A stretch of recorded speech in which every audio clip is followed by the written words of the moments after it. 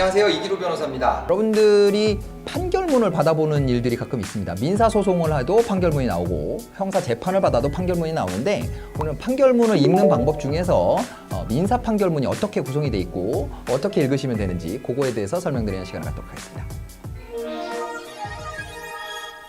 자, 여러분들 민사 판결문을 받아보시면 이제 판결 이렇게 써 있습니다. 판결이라고 써 있고 사건 번호, 그리고 당사자, 그리고 이제 뭐 소송 대리인이 있었다면 대리인, 그리고 판결 선고일, 뭐 이런 것들이 일단 형식적인 사항들이 기재가 돼 있죠.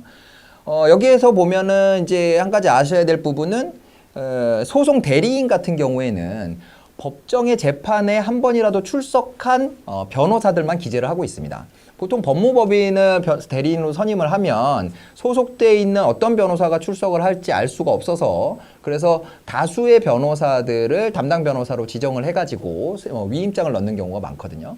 근데 판결문에는 보면 실제로 그 사건의 재판에 출석을 했던 실제 사건에 관여를 했던 변호사들을 소송 대리인 목록에다가 적어줍니다. 그래서 내가 법무법인을 소송 대리인으로 선임을 했는데 판결문을 보니까 나는 뭐 한 6명 변호사가 내 사건을 해주는 줄 알았는데 2명만 적혀 있다, 1명만 적혀 있다, 이렇게 했을 때는 그거는 사건을 뭐 다 다루지 않았다, 뭐 이렇게 보실 건 아니고요. 실제로 재판에 내가 재판을 진행할 때 대리인 중에 변호사 중에 출석한 변호사가 이 변호사와 이 변호사가 있구나, 뭐 이렇게 생각하시면 될 것 같아요. 자, 그리고 이제 그 다음에 나오는 게 주문입니다. 어떤 판결문, 민사 판결문에선 제일 중요한 게 주문이죠. 형사 판결문도 마찬가지입니다. 그래서 어쨌든 주문이 이 판결의 결론이라고 생각하시면 돼요. 그래서 보통 금전 청구를 하는 사건 같은 경우에는 뭐 피고는 원고에게 뭐 얼마를 지급하라, 뭐 또 뭐 지연 손해금 어떻게 지급하라, 뭐 이런 내용들의 판결이 이제 선고가 되겠죠, 주문에. 그리고 원고의 청구가 부당하다고 했을 때는 원고의 청구를 기각한다, 뭐 이렇게 이제 기재가 돼 있고요.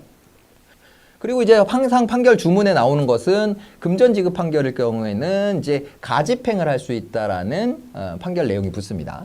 가집행은 나중에 따로 한번 설명을 드리겠지만, 이제 판결이 선고가 되면 금전 지급 판결 같은 경우에는 확정이 되기 전까지 이제 나는 이제 1심 판결을 이겼어요. 1심 판결을 이겨서 이제 돈을 받을 수 있을 줄 알았는데 상대방이 돈을 안 줄 수 있단 말이죠. 그리고 항소를 했을 경우에는 이게 이제 항소심에서 뒤집힐 수도 있기 때문에, 그런데 이제 소송을 촉진시키기 위해서, 즉 이제 항소를 하더라도 이제 채권자 입장에서는 이제 이 소송의 목적을 달성할 수 있도록 일단은 가집행이라는 걸 할 수 있는 그런 주문을 내어주는 겁니다. 그러면 이 가집행을 할 수 있다라는 주문이 붙어 있는 판결을 가지고 집행문이라는 걸 받을 수 있고, 실제 판결이 됐을 때 받을 수 있는 그런 이제 압류나 뭐 강제 경매 뭐 이런 것들을 진행을 할 수가 있어요. 그리고 이제 만약에 채무자 입장에서는 내가 항소심에서 이걸 뒤집을 수 있는데 집행을 당하고 나면 내가 항소심에서 이 판결을 뒤집더라도 내가 이미 막 돈을 다 이제 뭐 채권자가 가져가 버리면 회수를 못 할 수도 있잖아요. 그래서 그걸 막는 방법으로 집행 정지 신청이라는 걸 할 수 있습니다. 아무튼 이제 가집행 부분은 이제 나중에 따로 한번 시간을 내서 설명드리기로 하고요. 자, 이렇게 주문에 이제 판결의 결론이 기재가 되고, 그 다음에는 판결의 이유를 써주고 있습니다. 이 소액 사건의 경우에는 판결의 이유를 쓰지 않을 수도 있다, 이렇게 이제 법이 정해져 있기 때문에 뭐 2천만 원 이하 뭐 소액 사건, 3천만 원 이하의 소액 사건들 같은 경우에는 판결문에 판결 주문만 있고 판결 이유에는 소송법 몇 조에 의해서 이유는 기재하지 아니한다, 이런 아주 간단한 2페이지짜리 판결문을 받으시는 경우도 있어요. 근데 이런 경우를 제외하고는 판결의 이유를 써줘야 됩니다. 원고의 청구를 기각한다라는 판결일 경우에는 왜 기각을 하는지에 대해서 그런 내용을 써주고요.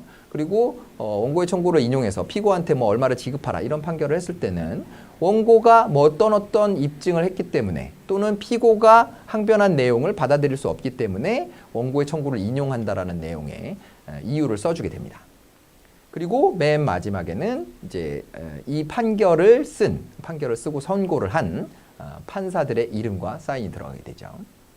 자, 근데 이 판결 이유 부분을 보면 이제 이 이유에는 천차만별이죠. 이제 사건의 쟁점이 다르기 때문에 어떻게 설명을 하느냐, 이런 것들이 이제 천차만별로 달리게 되는데, 대개 들어가는 것은 이제 사실관계, 법원이 먼저 이 사건의 사실관계를 어떻게 보고 있는지를 정리를 해줍니다.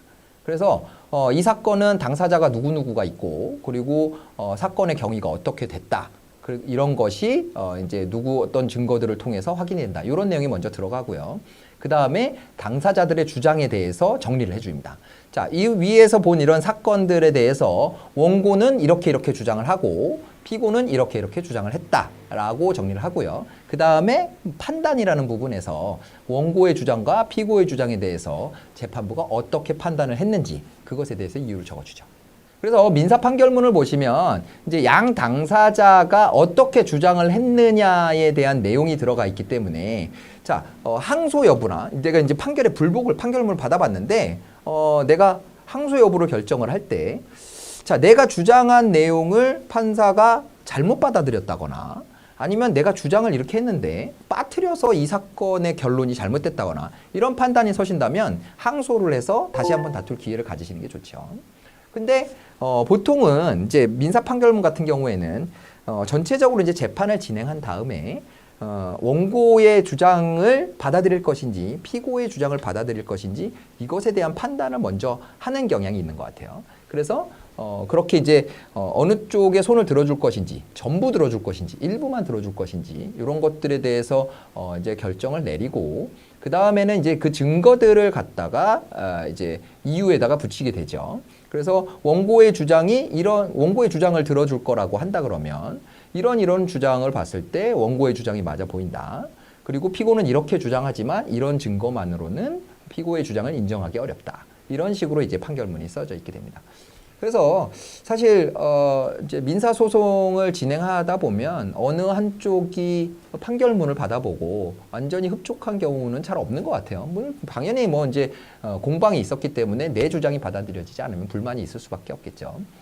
그렇지만 어쨌든 법원은 그런 양쪽 당사자의 분쟁을 최종적으로 종국적으로 결론을 내려주는 기관이기 때문에 결국은 누구 하나는 이 판결에 불만을 가질 수밖에 없는 그런 구조라고 생각하시면 됩니다.